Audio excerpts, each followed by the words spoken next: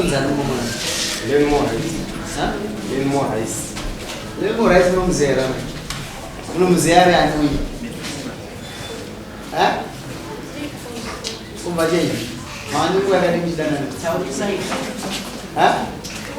2 weeks. Mara kanise. Huh? Tangani. Atu.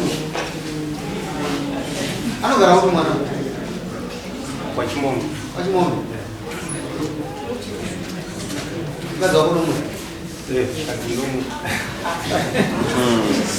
Amaepu kama mtu bere ndio numu.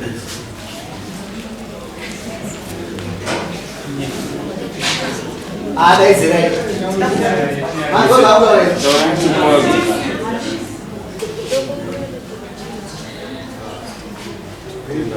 Azin tu kone. Ora makasumuka makuda. Amai itaiso. Yokumbira regero baba boy na utazera shaka ndire kene yu. Aniwe so no still right.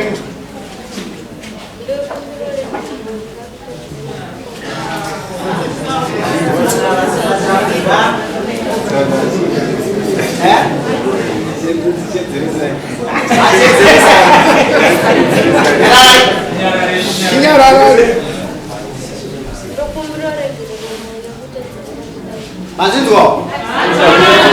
Oso ya mwezwa nasi kesi ya isupina nasi amai kuzomesera. Taurisa chiricho ndokuda mamurika. Taurisa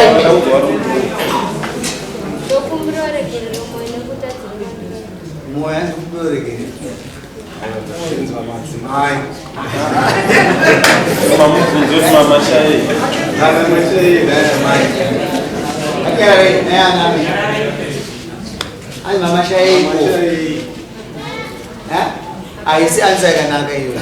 Naye mngado ukuzwa kuti uya utatu akuzo mama chai. Auta hapana. Saka anopengero. Makale kweli. Gara izvi nyakuda kubvunza imbuzi yedu. Nokuti kunonga kana pachitengwa nyaya idzi dzichifana zvinoti wadzi. Mama Shai yatogara ichwa kaita Mama Shai naye amenyi.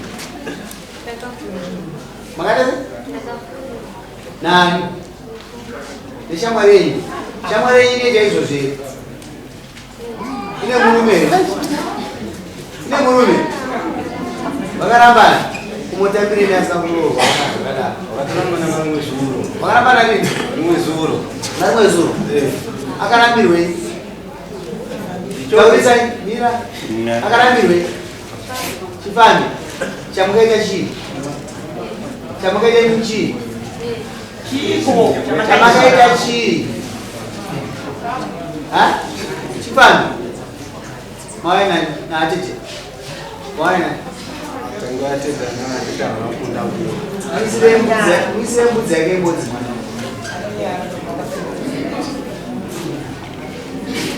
Mukogara makavhara sitame. Andiwe. Makadaro mameno zvino.